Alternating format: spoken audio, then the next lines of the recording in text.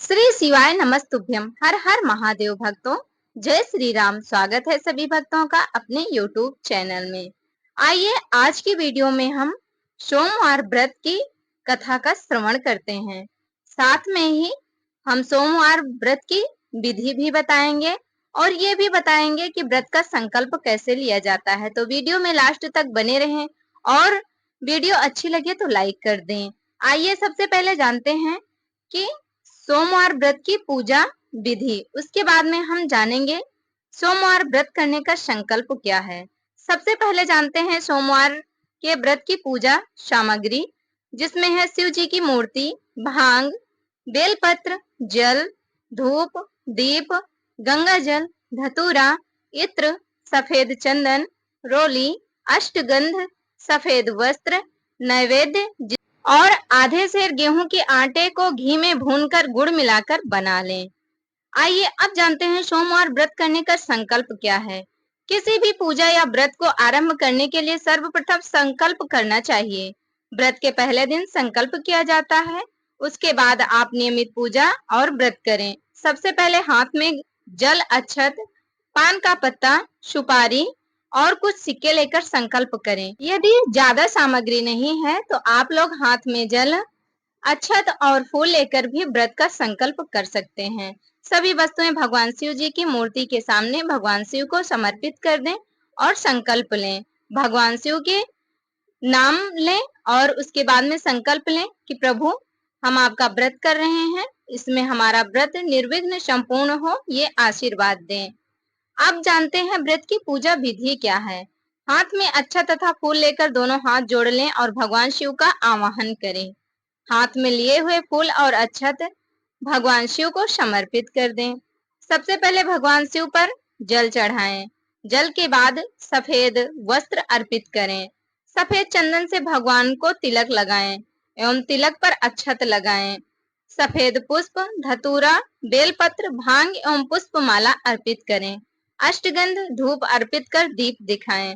भगवान को भोग के रूप में ऋतुफल या बेलपत्र नैवेद्य अर्पित करें। इस प्रकार से भगवान की विधिवत पूजा करें। उसके बाद में आरती करें। आरती करने के बाद क्षमा प्रार्थना करें।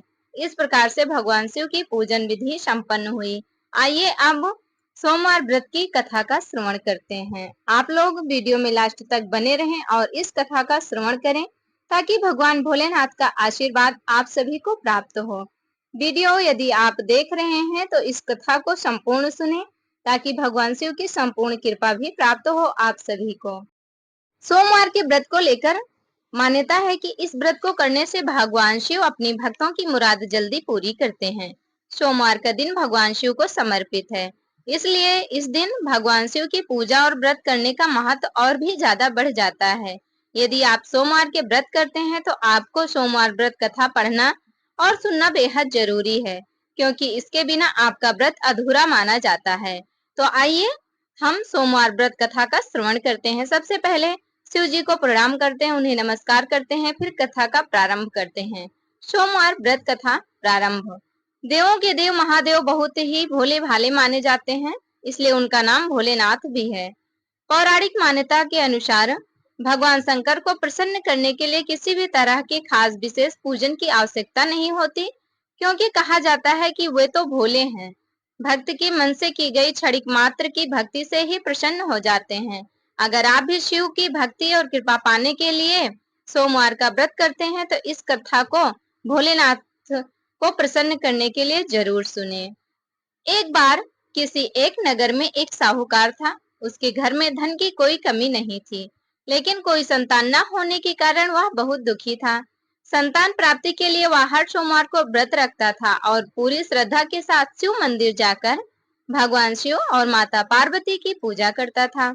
उसकी भक्ति देखकर एक दिन माँ पार्वती प्रसन्न होकर भगवान शिव से साहूकार की मनोकामना पूर्ण करने का निवेदन किया।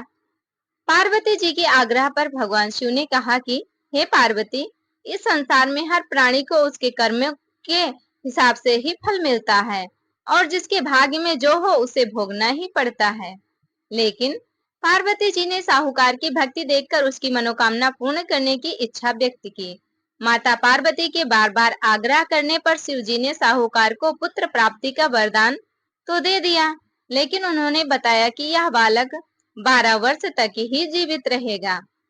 माता पार्वती और भगवान शिव की बातचीत को साहूकार सुन रहा था, इसलिए उसे ना तो प्रसन्नता हुई और ना ही इस बात का दुख हुआ और ना ही खुशी हुई। वह पहले की भांति शिव जी की पूजा करता रहा।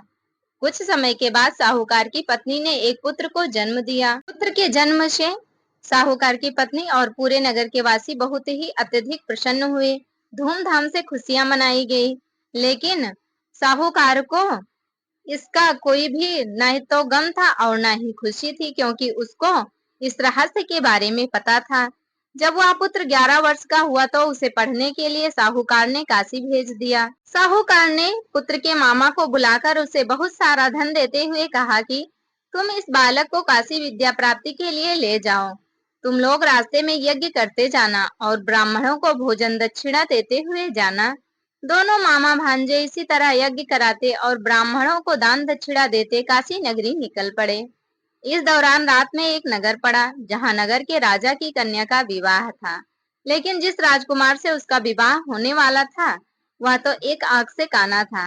राजकुमार के पिता ने अपने पुत्र के काना होने की बात को छुपाने के लिए सोचा, क्यों ना उस साहूकार के पुत्र को दूल्हा बनाकर राजकुमारी से विवाह करा दूं।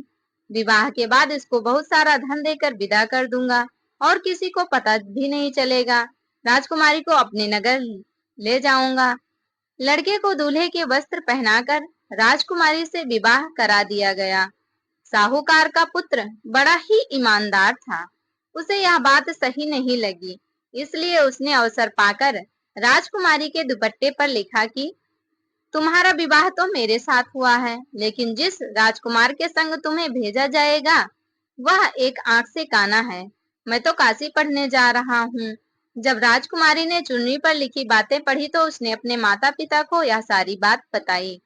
राजा ने अपनी पुत्री को विदा नहीं किया, फिर बारात वापस चली गई। दूसरी ओर साहूकार का लड़का और उसका मामा काशी पहुंचे। वहां जाकर उन्होंने यज्ञ किया। जिस दिन लड़का 12 साल का हुआ उस दिन भी यज्ञ का आयोजन था। लड़के ने अपने मामा से कहा कि मेरी तबीयत कुछ ठीक नहीं है। मामा ने कहा कि तुम अंदर जाकर आराम कर लो। शिव जी के वरदानानुसार कुछ ही देर में उस बालक के प्राण निकल गए। मृत भांजे को देखकर उसके मामा ने विलाप करना शुरू किया। संयोग बस उसी समय शिव जी और पार्वती उधर से जा रहे थे।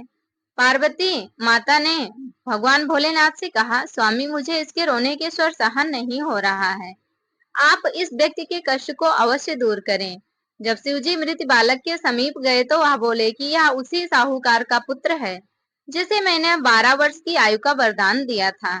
अब इसकी आयु पूरी हो चुकी है, लेकिन मातृभाव से विभोर माता पार्वती ने कहा कि हे महादेव, आप इस बालक को और आयु देने की कृपा करें, अन्यथा इसके वियोग में इसके माता पिता भी तड़प तड़प कर मर जाएंगे। माता पार्वती के पुनः आग्रह करने पर भगवान शिव ने उस लड़के को जीवित होने का वरदान दिया। शिव जी की कृपा से वह लड़का जीवित हो गया। शिक्षा पूरी करके लड़का मामा के साथ अपने नगर की ओर वापस चल दिया। दोनों चलते हुए उसी नगर में पहुंचे जहां उसका विवाह हुआ था। उस नगर में भी उन्होंने यज्ञ का आयोजन किया। उस लड़के के ससुर ने उसे पहचान लिया और महल में ले जाकर उसकी खातिरदारी की और अपनी पुत्री को विदा किया। इधर साहूकार और उसकी पत्नी भूखे प्यासे रहकर बेटी की प्रतीक्षा कर रहे थे। उन्होंने प्रण कर रखा था कि यदि उन्हें अपने बेटे की मृत्यु का समाचार मिला तो वह भी प्राण त्याग देंगे, परंतु अपने बेटे के जीवित होने का समाचार पाकर वह बेहद प्रसन्न हुए। उसी रात भगवान शिव ने साहूकार के स्वप्न में आकर कहा, हे श्रेष्ठी, मैंने तेरे सोमवार के व्रत करने और व्रत कथा सुनने से प्रसन्न होकर तेरे पुत्र को लंबी आयु प्रदान की है। इसी प्रकार जो कोई सोमवार का व्रत करता है या कथा सुनता है और पढ़ता है, उसके सभी दुख दूर होते हैं और सभी मनोकामनाएं भी पूर्ण हो जाती हैं। इसलिए 16 सोमवार का व्रत हो या फिर सोमवार का व्रत हो, कोई भी व्रत हो, हमें व्रत करने के साथ साथ व्रत कथा अवश्य ही पढ़नी चाहिए। इस प्रकार से सोमवार व्रत कथा यहीं पर संपूर्ण हुई। प्रिय भक्तों, आज की वीडियो में आप सभी ने सोमवार व्रत की कथा का श्रवण किया, साथ में सोमवार के व्रत पूजन विधि भी जानी। तो आप लोगों को कैसा लगा कमेंट कर जरूर बताएं और कमेंट बॉक्स में श्री शिवाय नमस्तुभ्यम या फिर हर हर महादेव लिखना बिल्कुल ना भूलें। वीडियो अच्छी लगी हो तो लाइक कर दें, चैनल पर नए हो तो सब्सक्राइब कर लें। हमारे साथ जुड़े रहने के लिए धन्यवाद। फिर मिलेंगे अगली वीडियो में नई नई जानकारी के साथ, नई नई व्रत कथाओं के साथ। तब तक के लिए प्रेम से बोलिए श्री शिवाय नमस्तुभ्यम हर हर महादेव।